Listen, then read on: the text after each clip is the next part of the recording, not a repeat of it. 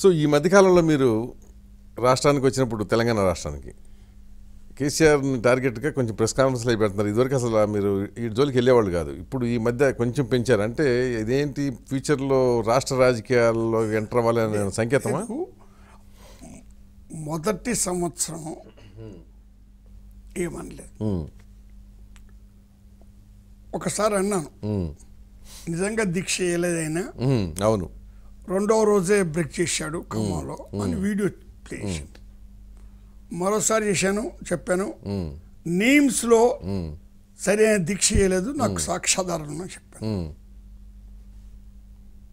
ఇలా ఎందుకు చెప్తూ వచ్చానంటే, కొత్తగా ముఖ్యమంత్రి అయినప్పుడు, కొత్త రాష్ట్రానికి ముఖ్యమంత్రి అయినప్పుడు వెంటనే ఆయన మీద పడితే బాగోదు, స్వీకరించాలి కదా. ప్రజలు కూడా స్వీకరించరు. ఇప్పుడు ఆయన చాలా అసాధ్యమైనటువంటి వాగ్దానాలు చేశాడు. ఆయన వాగ్దానాల ఉచ్చులో ఆయన ఇరుక్కుంటున్నాడు. నాకు భవిష్యత్తులో ఏం కావాలని కోరిక లేదు, కానీ నెక్స్ట్ కాంగ్రెస్ పార్టీ తెలంగాణ ఇచ్చేందుకు ఎవరైనా కానీ ముఖ్యమంత్రి కాంగ్రెస్ పార్టీ రావాలనే బలమైన కోరిక నాకుంది. ఓకే. సో 19లో ఆ కోరిక నెరవేరుతుందని నమ్ముతున్నారా? నేను నమ్ముతున్నాను. నాకు ఎలాంటి అనుమానం లేదండి. రూలింగ్ పార్టీకి ఎంత డబ్బన్నా ఖర్చు పెట్టనియండి, ఏమైనా చేయనియండి.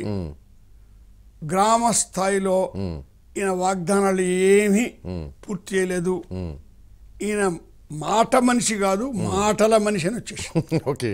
సో మీకు నమ్మకం ఉంది కాంగ్రెస్? నాకు పెద్ద కోరికలు లేవు. అదే అక్కడ ఎట్లా మీకు కోరికలు అయితే లేవు. తెలంగాణ ముఖ్యమంత్రి కావాలని లేదా?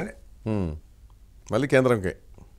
కేంద్రం కూడా మనకు కూడా వయస్సు పెరుగుతుంది కదా, సందర్భాన్ని బట్టి ఉంటుంది. Mentally physically you are still active కదా, అది వేరనుకోండి, సందర్భాన్ని బట్టి. అదే అప్పుడు. కానీ దాని కొరకు ఇప్పుడు నేను ఎక్కువ రాయదలుచుకున్నాను.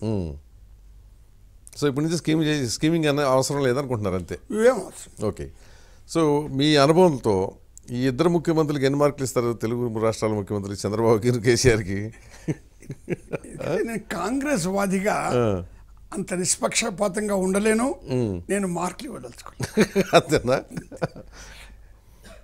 ఎందుకంటే అక్కడి పరిస్థితుల గురించి నాకు అవగాహన లేదు. కానీ మిత్రులు చాలా మంది ఉన్నారు కదా మీకు అక్కడ? మిత్రులు ఉన్నారు. యాక్చువల్గా మీకు ఇక్కడ కంటే అక్కడ ఇంకెక్కువ మిత్రులు ఉన్నారు కదా? ఉన్నారు. ఒక ప్రామాణికమైన అవగాహనకు కావాల్సిన పూర్తి వాస్తవాలు తెలియకపోవచ్చు. ఓకే.